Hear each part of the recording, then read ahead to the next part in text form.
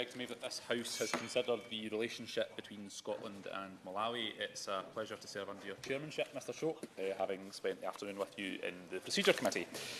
I'm pleased to have secured today's debate, and I'm very grateful to be able to give the House a chance to discuss and actually celebrate our very important and successful bilateral relationship. Before I speak about some of the more pressing matters, I'd like to talk about this connection, the significance of which is seen through the numerous links to Malawi in every single one of the 59 constituencies in Scotland. And I don't doubt that some of the other honourable members present will be keen to use the opportunity of this debate to highlight just some of these cultural links. And I'll try to keep my comments brief in order to allow other members to speak. And I'm certainly happy to take appropriate interventions as well. I'd like to pay tribute to the Scotland-Malawi partnership for all of the work that they do to promote the relationship between our nations. They have been invaluable in helping prepare for this debate, and in particular I'd really like to thank and pay tribute to David Hope-Jones, the Chief Executive of the partnership, who is tireless in his resolve to celebrate the scale, energy and impact of Scotland's bilateral relationship with Malawi. And I suppose I cannot really speak on this subject without honouring another David. Now would probably have been a good time for someone to intervene with those immortal words, Dr Livingston, I presume. The Doctor is a famed figure across the globe, but nowhere more so than in either of his home nation of Scotland or in Malawi, where he travelled extensively on missionary work. David Livingston's influence on Malawi is evident right across the country. Malawi's commercial centre and oldest city, Blantyre, was named after the Doctor's birthplace in Lanarkshire. And the history of the great Scotsman's travels and his crusades against slavery are taught to every school child in Malawi, even today, ensuring that he has remained a much revered figure. It should therefore come as no surprise that almost 200,000 Malawians are now involved in the Scotland-Malawi partnership, along with 100,000 Scots.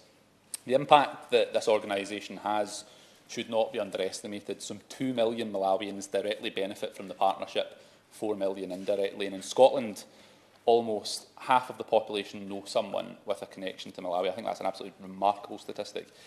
There are 1,131 different Scottish organisations and community champions such as Skiaf, Classrooms for Malawi, Mary's Meals, Oxfam Scotland and 500 Miles, all with active links to Malawi.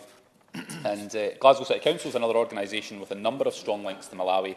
Successive Lord Provosts have made it a real priority since 2005. Each visiting Malawi and outdoing the last to raise funds and engage and inspire more and more people in Scotland and Malawi to connect for mutual benefit. And I recently met with our newly appointed Lord Provost, Councillor Eva Bollander, and take great pleasure in informing the House that she will continue this tradition and is definitely ready for the challenge.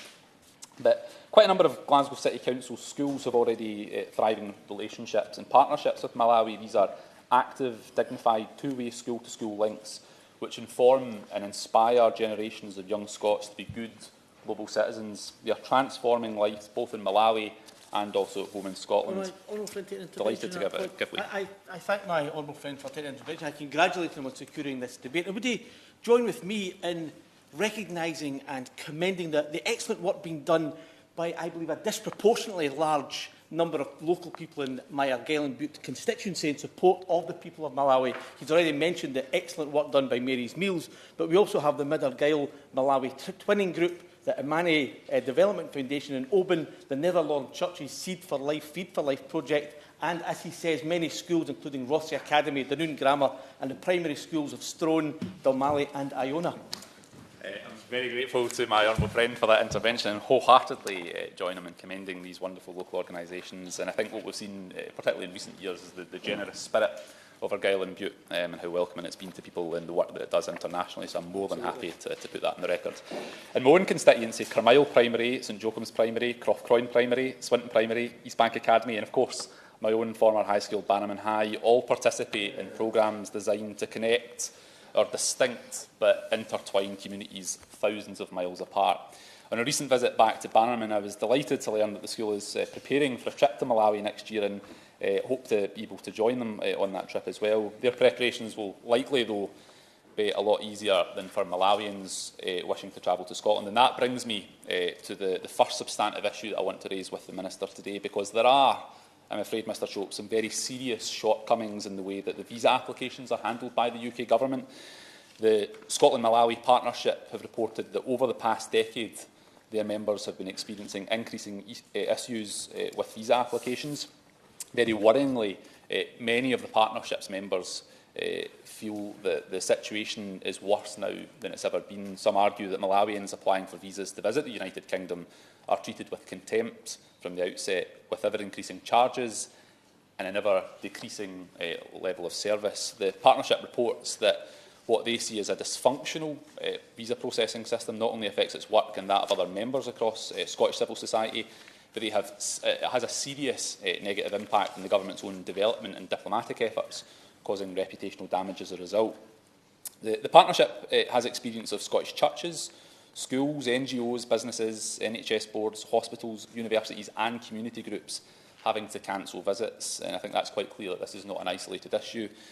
These visits are having to be cancelled, often at considerable cost, because the UK visas have not been processed correctly or indeed in time. And when concerns have been previously raised in this place, the government have been quick to point out that around 82% of UK visa applications from Malawi are successful.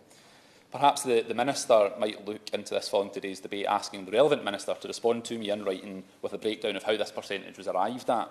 Because I understand that a very significant proportion of Scotland-Malawi partnership members who start the process of applying for a UK visitor visa are never able to complete the process due to systemic failures, so I'd be keen to find out how these incomplete applications are included within that percentage. I'd also like to know if this figure includes visas that are awarded on the day of travel or even after the scheduled travel date. The second substantive issue that I want to touch on is that of the 1955 UK-Malawi double taxation treaty. I appreciate that ministers may have been somewhat distracted by Brexit and disrupted by a snap general election, but the promise, and it's a promise, to update this treaty has not been honoured by the government, and the final deadline of July 2017 has now passed. My honourable friend, the member for Dundee West, recently asked a question to the Treasury about this matter, but the answer received, I'm afraid, was disappointingly non-committal with a timeframe for completion. The reason for delay given in that answer is that the Government of Malawi raised some further points for consideration in August 2016. This somewhat stands at odds with the oral contribution from the Financial Secretary to the Treasury in December last year, who promised that the Government hoped to conclude soon. We're now 9 months on and we seem to be no further forward. And I don't think I'm overstepping the mark when I say that this very much appears to me that the UK Government is dragging its heels. So perhaps the Government ought to go on with the day job and bring this matter to a resolution. Now, at this point, I don't consider it unreasonable for the Government to let us know exactly when it aims to have this treaty signed off, and any update that could be given when the Minister. I'm happy to give way to the Minister.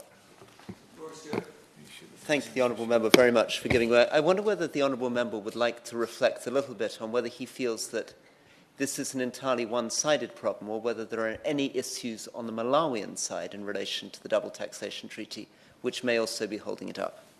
I think the point here, though, is that we need to just get on with getting this sorted, and the Government has been quite clear about setting a time frame, and I certainly see from my own constituency caseload that the Government is perhaps too focused in some other matters at the moment, so I would like to see ministers in the Treasury honour their promise to get this sorted. As I say, I don't think it's unreasonable for the Government to let us know exactly when it aims to have the treaty signed off, and I would hope that the Minister, I appreciate it's not his department, but perhaps that the Treasury can follow that up. The third issue that I'd like to raise is that of investment in Malawi. It would only be fair for me to point out that the Scotland-Malawi Partnership applaud the CDC DFID Impact Accelerator Programme, which allows for smaller investments better suited to a country like Malawi. And I want to echo the partnership's calls for the Government to build upon this, urging CDC to increase investment going to Malawi. And I'm very conscious of time, Mr Chope, and other honourable members wish to speak. So lastly, I'd like to raise the issue of DFID's engagement of Scotland-Malawi civic links. The Department's Small Charities Challenge Fund aims to better engage smaller NGOs. However, there are concerns that over the kind of design of the programme. There are fears that the matters such as payment in lieu render the fund inaccessible for smaller organisations in Scotland. So perhaps the Minister will undertake to discuss with his colleagues after today's debate so that this well-intentioned fund can be tweaked to be of greater benefit to organisations who have the potential to do great work with the support that it would bring. I will finish now in order to allow other honourable members to come in, but I want to finish by looking positively towards the future of the bilateral relationship between our two nations. The phenomenal work being done, and I hope other members will be able to highlight some of this, the phenomenal work between Scotland and Malawi is certainly something to be celebrated. Our ties continue to be strengthened and further developed. Our 150-year relationship bridges the gap, but let us, each of us, continue to build upon it. And in the words of Dr. Livingston himself, I will go anywhere provided it's forward. Aye, well done.